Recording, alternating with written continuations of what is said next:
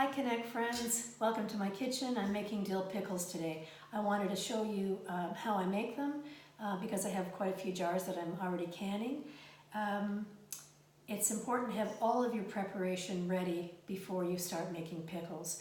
I'll post my recipe at the bottom so you can see the process, and I'll show you as well. You should have a big pot of water on to boil. This is what I'm going to be canning my pickles in. I'll post a link to some of the different companies that do pickle recipes so you can check out their processing times. In the inside of my pot, I have a rack. I don't want my jars to be on the bottom of the pot while this water is boiling because my jars will crack. So I put a lid on this, full of water on the back of the stove, or halfway full of water on the back of the stove. Okay. I have fresh cucumbers. I washed these already with a scrub brush. These are specifically for making dill pickles. I've never had a dill pickle made from an English cucumber. You know, the English cucumbers are the longer ones. They have a softer skin. These are a really nice tight cucumber. When you buy them, you want to make sure that they're really firm. You don't want to be able to bend them at all. You want it to be nice and firm. That means it's fresh. If it has a stem end on it, cut the stem end off, okay? And what I do is I just take a little tiny sliver. I make an X on the top of the cucumber. I don't even go in 1/4 of an inch. And that allows the liquid to be absorbed quicker, easier into the cucumber so that it takes on those flavors. And some of the pickles, I slice them in half. This is just for presentation, and I'll show you what I mean by presentation in a minute. What else I have is I have some hot chili peppers. I like my dill pickles to be spicy. That's optional. If you don't like any spice in it, don't add them. I've already peeled some garlic. So I have the cloves all ready to pop into my jars. I never store my garlic in oil. That's a no-no. Don't ever do that, okay? Can possibly lead to botulism, and nobody wants to have botulism. I also have pickling spice. Pickling spice is made from mustard seed, coriander seed, juniper berries, and crushed up bay leaf. If you can't find pickling spice at your store or anywhere, don't worry about it. Just use some bay leaf and some juniper berries. Juniper berries are what they make gin with. I also have some fresh dill. The wispy dill that you would chop up for, say, like a salad, it doesn't work in pickles too well. I want to have these big heads, these big flowers, and I'm going to slice that off. Now this is very large for the size of the jars that I'm using, so I'm just going to open it in half, and I'm going to slide my scissors in here, and I'm just going to cut this whole thing in half, and I can use half of this in each pickle jar. So what I have is this. Okay, it smells fantastic just after I cut it. It's amazing. Now I washed all of my jars in the dishwasher so they're all sanitized, and I also put some boiling water into them and poured it out before I started to work with them. I have some jars already prepared here. Okay, they're ready to go with some of the pickling liquid that I've got. So what I'm going to do here,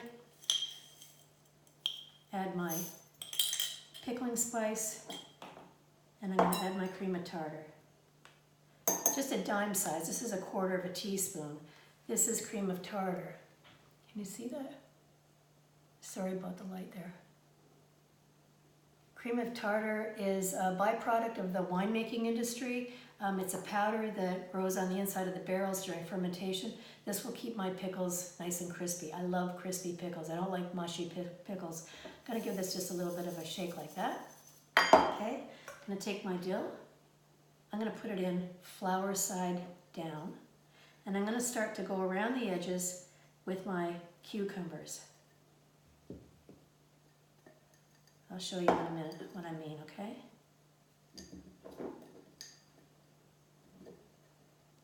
And I'm going to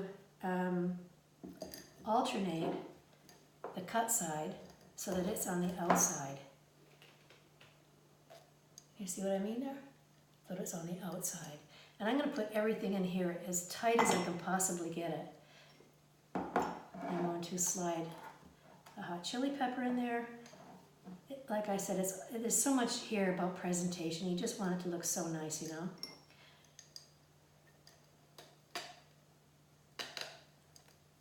And there we have it. Okay, do you get the idea? Let me make one more jar for you, I'll show you. Take this, take my pickling spice. You can see that my jar is not very big. In Germany, we don't have really large refrigerators. This is actually about the biggest that I can fit on one of my shelves. This will last me a couple weeks in my fridge. Okay.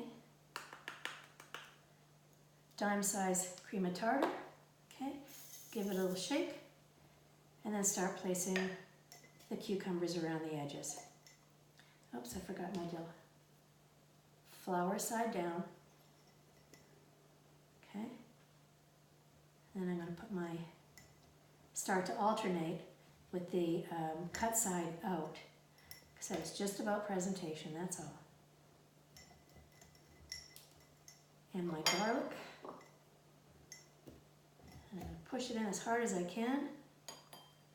Got my chili pepper.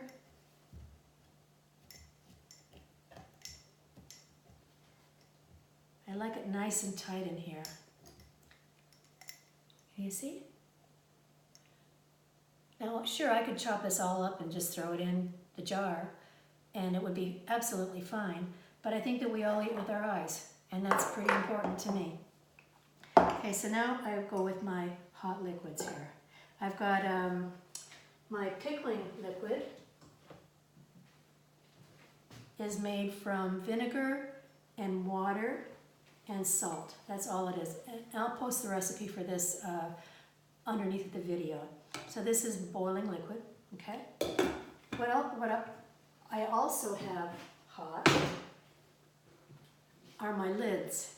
Now the lids are in boiling water here, and the reason that they're in boiling water is because lids have like a plasticized rubber seal in here, and when it's hot, it seals easier to the jar. It just makes that whole pickling process more sanitary, okay? It keeps it nice and tight. So I'll put this back over here, and then we're gonna get busy. I have a hot pad here so that I can put my pot on here.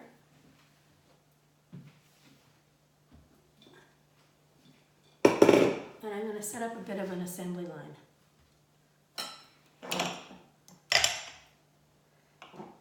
I'm going to fill these up with the hot liquid. I'll just do 4 at a time here so you can see what I'm doing. I have a canning funnel. I highly recommend you get one. They sell them everywhere where I live here, so I hope that you're able to find one too. And I also have a stainless measuring cup with a handle on it, so it makes it easier to pour my liquid out of here into the jar. Okay, I'm going to fill this within a 1/2 inch at the top with the hot liquid. It's a little under a cup. If you're not so confident working with hot things, make sure you wear some gloves. Make sure that you work safely in the kitchen. Okay. I have this sitting on a metal tray with a cloth on it, and that keeps anything that I'm going to drip on the cloth. I'm not getting it all over my countertop.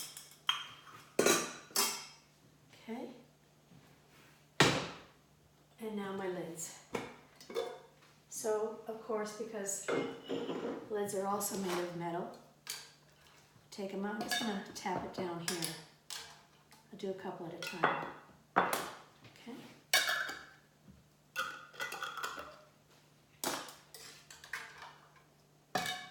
And I'm sure that you can always buy new lids. I can buy new lids if they've gone bad in my jars. Okay, I'm going to hand put that down first. And then I have one of these jar openers, and I'm going to put that on the top and really close it as hard as I can. I remember as a kid, my mom would make pickles, and she'd have them turned upside down on the counter. That way she saw if there was any leaking.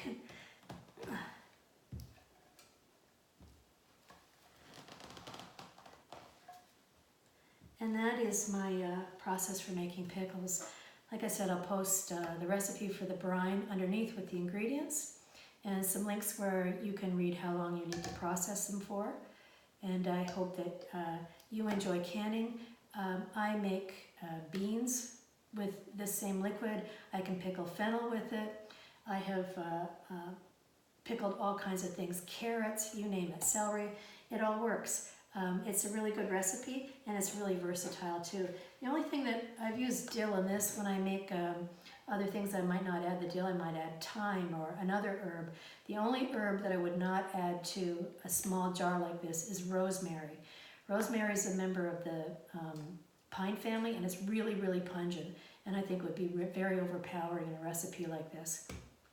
Anyway, that's pickles. I hope you make some. Thanks for watching and have a great day.